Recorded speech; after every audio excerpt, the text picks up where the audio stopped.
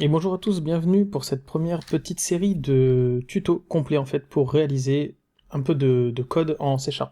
Donc là pour l'instant on va voir un petit peu tout ce qui est les bases, donc vraiment on va repartir à zéro et jusqu'à pouvoir monter en compétences et pouvoir réaliser des petits logiciels qui peuvent être potentiellement utiles ou pour de l'automatisation ou pour comprendre les mécaniques un petit peu d'interaction entre Windows et vos logiciels.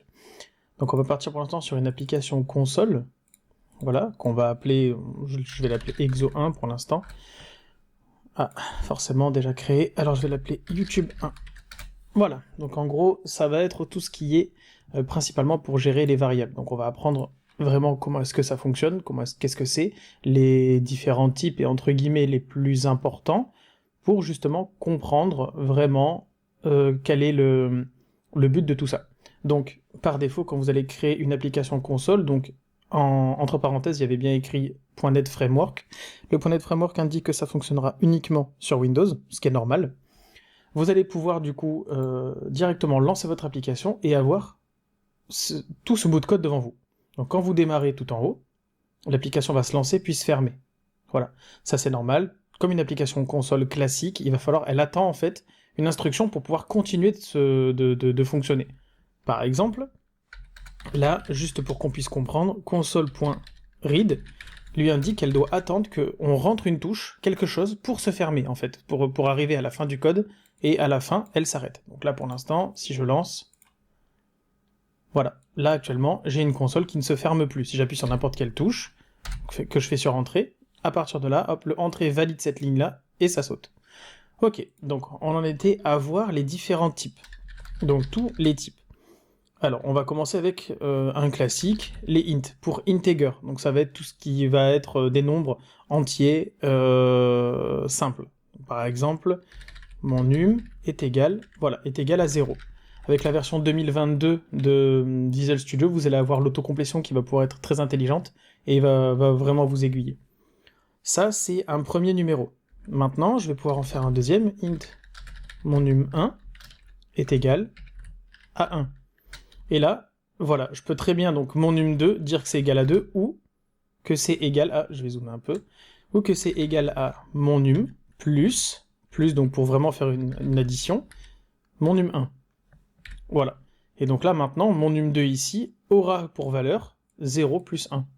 C'est comme ça qu'on fait, donc, vraiment, le type int. Ensuite, on a du type string. String, c'est pour tout ce qui est chaîne de caractères. Mon num s pour string égale, je peux pas mettre 0 comme ça puisque 0 ici n'est pas une chaîne de caractères. Une chaîne de caractères est vraiment indiquée en tant que guillemets, une chaîne de caractères, guillemets. Voilà, c'est vraiment la guillemets qui indique que ceci est une phrase, une chaîne de caractères.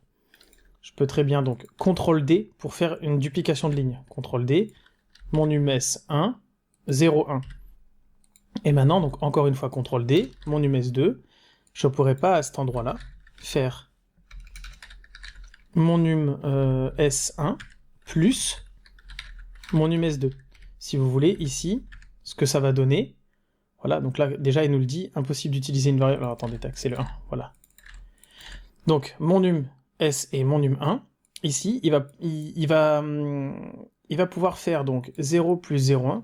En fait, si vous voulez, le résultat de cette sortie-là, ça va être 0, 0, 1. Voilà, il va prendre, des chaînes de caractères ne s'additionnent pas. Elles s'ajoutent de bout en bout, mais elles ne s'additionnent pas. Voilà, il y aura des techniques plus tard pour pouvoir le faire, mais là factuellement sur du string, donc sur une chaîne de caractères, on n'additionne pas les chaînes de caractères, on les met de bout à bout, et on viendra concaténer, ce qu'on appelle concaténer plus tard, pour pouvoir faire une énorme chaîne. Ça, c'est pour les strings. Ensuite, donc on repart sur un peu des numéros, on a des doubles. Double, c'est tout ce qui est à virgule. Donc double et float, c'est deux types qui sont un peu les mêmes, c'est juste qu'il y en a un qui va beaucoup plus loin que l'autre, donc le float va beaucoup plus loin que le double, mais en général, bon, vous allez rarement utiliser le float, en tout cas dans des programmes comme ça, sauf pour les jeux vidéo où là vous allez vraiment utiliser à fond. Donc pour du double, c'est pareil, mon double, voilà, est égal à 10.58. Voilà, ça fonctionne. Attention, on ne peut pas mettre de virgule.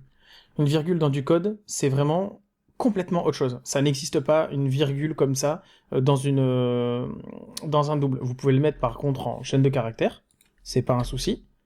Mais ici, ça ne pourra pas marcher. Ça ne fait pas 10,58, c'est 10.58.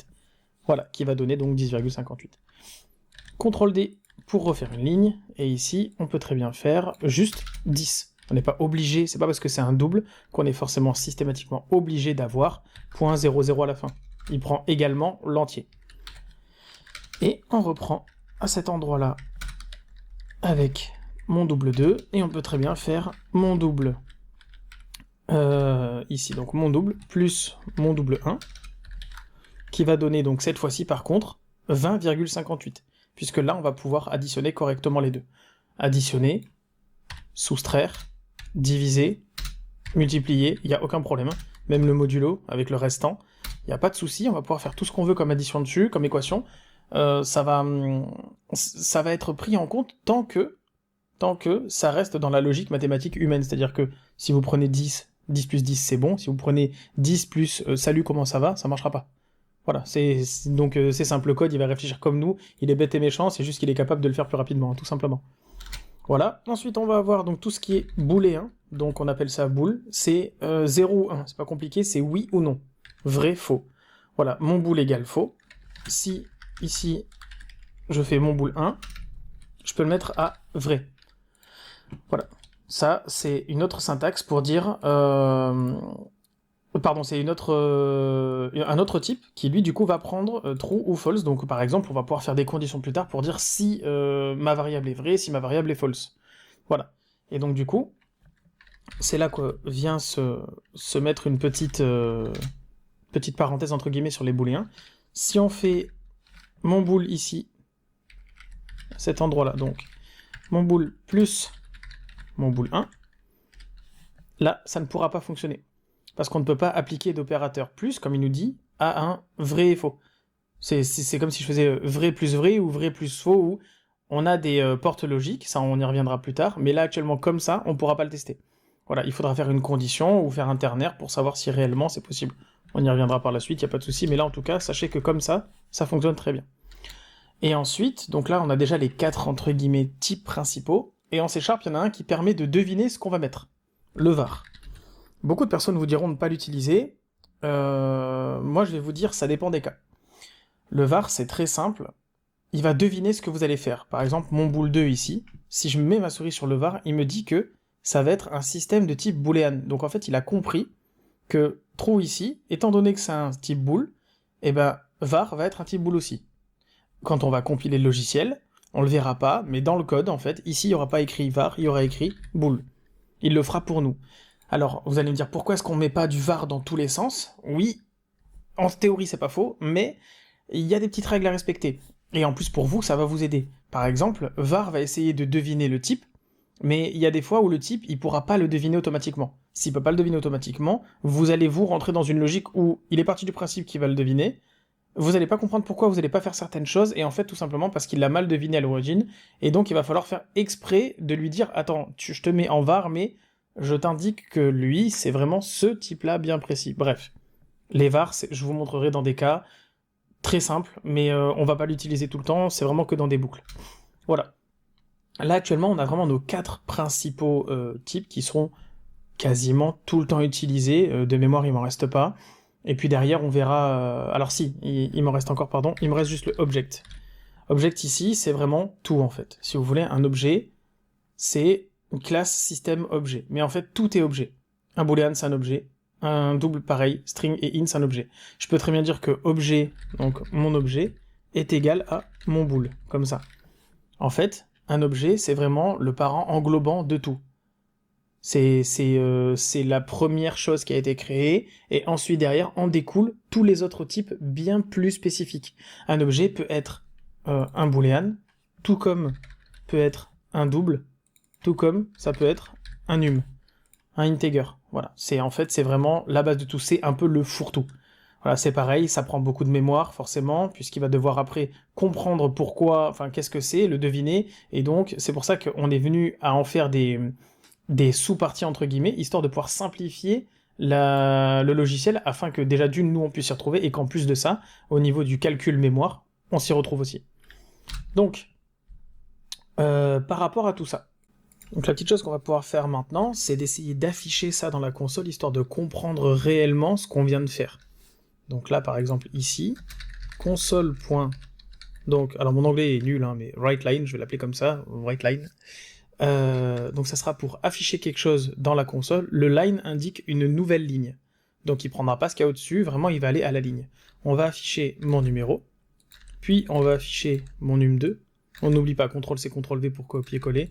CTRL-C, CTRL-V, ça va bien plus vite et c'est beaucoup plus simple. Et là, hop, je mets celui-là. Maintenant, quand je vais lancer, il va m'écrire ici le résultat de, donc d'abord mon num2, ensuite, oui, ici mon num2, ensuite mon num s2, et ensuite mon double 2. Donc il va faire à chaque fois 0 plus 1, 0 plus 0,1, donc normalement il va écrire 0, 0,1. Et ensuite ici il va m'écrire 20,58. Et là, je lui ai donné que mon boule 1, donc il va écrire true. On lance et on regarde ce qui se passe. Voilà. Donc il m'a écrit à cet endroit-là le 1, donc c'est normal, 0 plus 1, 1. Ici il a bien ajouté les chaînes de caractères les unes aux autres.